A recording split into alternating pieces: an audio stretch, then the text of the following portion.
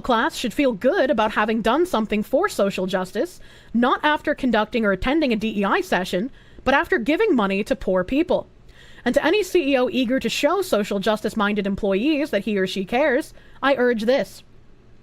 Before hiring a DEI consultant, calculate the cost and let workers vote on whether that money should go to the DEI consultant or be given to the poor. Presented with that choice, I bet most workers would make the equitable decision. Oh, man. The economics is the new trickle. Yeah, I know. As you know. Ironic choice of words for silly people. Very ironic choice of words for very silly people. And remember how we've been reading all of this current flowery language about how we need to usher white men back into the conversation because too long have we told them it's your fault for everything, and that doesn't get them on board with pushing the ideology.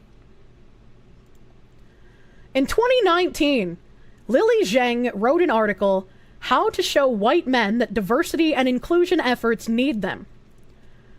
Most leaders of big corporations outwardly support diversity and inclusion efforts, but in my work as a diversity and inclusion consultant, I frequently get a behind-the-scenes look at how leaders truly feel. And a surprising number of people, from line managers to C-suite executives, express notably less enthusiastic opinions in private.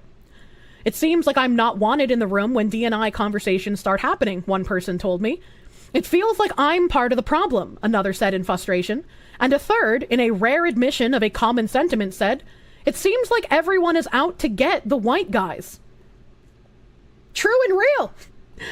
According to the White Men's Leadership Study, a study of white men and diversity and inclusion, the single biggest challenge to engaging in D&I efforts, as noted by almost 70% of white men surveyed, is knowing whether they are wanted. This may sound like an unfounded sentiment to D&I practitioners who make great efforts to involve leaders in their initiatives, but rather than dismiss this reluctance, it would be far better to understand how and why it happens. Understanding root causes will allow us to figure out how to make leaders into allies, not enemies. Why some leaders feel defensive, even innocuous comments that identify the existence of identity-based discrimination may land very differently with different people. For individuals who have experienced marginalization, these comments can feel empowering, giving voice to their experiences. Others may respond empathetically, even if they haven't had the specific experience referenced. But for some people, especially those who have never faced marginalization for their identities, these comments can land the wrong way. Why? One of the functions of privilege is rarely having to think about privileged identities as identities. In America, historical power inequities make it so women, people of color, religious minorities, disabled people, and LGBTQ+ people are constantly reminded of their differences, while men, white people, able-bodied people, straight people, and cisgender people can go their entire lives without thinking actively about their masculinity, whiteness, able-bodied, heterosexuality, or cisgender status. This person is wholly fucking delusional. For privileged leaders, seemingly innocuous workplace comments can be some of the first times they explicitly think about their race, gender, or sexuality. These leaders may hear mentions of a group they belong in, find those parts of their identities more salient than ever, and sensing critique, get defensive. Take these examples. When a woman says, a man catcalled me the other day at work, a white man in the audience might sit up a little straighter, thinking consciously or subconsciously, I'm a man and my group is being attacked. If someone asserts that, white fragility makes hard conversations about race even harder. A white person might think, I'm white, and being characterized as fragile is offensive. Or when a queer person admits, my teammate hurt me when they assume that I'm straight like them. Their colleague might think, I'm straight. Is that supposed to be my fault? What? What? Is it offensive if somebody assumes you're straight? I never got offended when people assumed I was a lesbian. What the fuck is this? I was just like, oh no, I'm actually not gay, but thank you. The ass slap was thumbs up. Thanks lady. The sociologist Robin DiAngelo calls these sorts of defensive overreactions to race-based criticisms white fragility, and argues that it stems from a lack of racial stamina due to white people's insulation from genuine conversations about race. Put simply, they haven't had a safe space to explore these topics, and for many people, This is the first time they've thought carefully about their identity. Do you guys remember? This article was 2019, and I want to say it was like 2014 to maybe 2016, where some colleges were like, we need to usher in a racial awakening for white people as well. And everyone was like, hold on, wait a minute. What do you mean by that? Is that not assuming way too much and taking too much offense about it? It really is. It really is. Like, this is wild, dude. It's clear that we all, especially D&I practitioners, need to offer psychologically safe spaces for white people and privileged people to explore these conversations. If we just make enough re-education camps, but we paint it as they're not re-education camps, we say, we're going to give you safe spaces like we do everyone else, finally, they'll believe in our ideology and we can encapsulate them as our allies. They're trying to popularize segregation. Holy shit, have been for years now. Otherwise, we will continue to encounter defensiveness and won't get the support we seek from these leaders. In my own work, I've found two practices that help: framing identity as insight and focusing on equity. On framing identity as insight, D&I practitioners often frame identity as valuable, but only do so for marginalized identities. The rationale, which I agree with, is that uplifting people of color, women, LGBTQ+ people, immigrants, Jewish people, I feel like she'd get attacked for this one in current year, based on the political climate, is necessary to counter the marginalization they experience in society. And it doesn't make sense to uplift straight white men for whom society is built. Yeah, fuck you guys, by the way. It doesn't make sense to uplift white men. They're fucking worthless. Why would you do that? Why would you? But you have to make them feel included. I know you don't want to. I know. I understand you don't want to deal with them, but like, you have to make them feel included.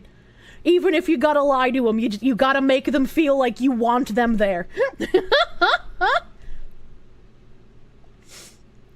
But building a DEI initiative on the rationale contributes to feelings that straight white men don't belong, a cost we can't afford in companies where power lies in the hands of the privileged. Yeah, you subvert those fucking idiots. You take their positions. We can, however, reframe this rationale into a strengths-based approach, identity as an insight. Hold on a second. My brain. A cost we can't afford in companies where power lies in the hands of the privileged. Didn't that Sweet Baby Inc. fucking lunatic earlier? Didn't he have in one of his slides that you can't dismantle the master's house with the master's tools? Isn't that basically the same language here? Interesting. I'm noticing. Consider the statement: white people have a powerful and partial understanding of how race works in society. Statements like these name a privileged identity, white, attach constrained value to it, powerful and partial, and then situate it in a context that encourages future conversation, how race works in society. They're also easy to expand into larger conversations with questions like, how do other racial groups understand how race works in society? How are their experiences different? Why? I used this framing recently when speaking as a guest lecturer to a group of leaders who had flown in from around the country for a Berkeley Haas College's Equitable and Inclusive Leadership class. I told them, you're all experts in how gender works in your workplace. The women in the room nodded, but the men looked more dubious. I know a lot about how my workplace works, one man commented. What to do if you want a promotion, how to resolve problems, how decisions get made. But my wife is teaching me that those things don't work the same for her. She's the expert in gender, not me. That's right, men, you don't have a gender. I reframed his first statement. What you're saying is that your wife knows a lot about how your workplace works for women, and that you know a lot about how your workplace works for men. Focusing on equality. Equality or fairness is one of the most powerful shared beliefs in our culture. That was a spicy cat raid. Horror historian, welcome. Thank you for the raid. We're talking about diversity, equity, and inclusion, and insane people. Welcome, raiders. Welcome, raiders. I haven't gotten to the video game yet because I'm a fucking yap maxer. Equality or fairness is one of the most powerful shared beliefs in our culture, that everyone should have a fair shot at life and be rewarded for what they have achieved. When working with straight white male leaders, I often tell them, I know you care about equality in your organization, and being a straight white man gives you enormous insight and expertise into how your organization works for other people like you. It's your job as a leader to figure out what it's like for other people and make sure everyone has a positive experience. These 3 sentences help in several ways. First, they name the often unnamed identities of straight, white, and man without blame or shame. Second, they celebrate the value of these identities in the form of expertise, while also being honest about the limits of such expertise. A straight white man will not, for example, start off knowing what their organization is like for a bisexual Indigenous woman. And third, they explicitly tie the humility and curiosity necessary for successful D&I work to what it means to be a good leader. We all know that they don't actually want equality. We know that it's equity. And we know that they want these people in power to submit to the ideology that they're selling. So it's really interesting when they're just like, here's exactly how we plan on manipulating the dumb white men to get them on our side. This probably has worked countless fucking times, too. Flattery will get you everywhere. Truly. So they're just like, put a little bit of flattery in there. You're so good at what you do, white man. If you're so good at what you do, you should be able to tackle some of these other things. Legalese language to subvert expectations. Do you see my point about how these people are relentless in rebranding? They don't seem very organized and don't seem to have a plan. They have a plan, they're just not very good at implementing it too well. I mean, they're good in the way that they were able to subvert the gaming industry very fucking hardcore.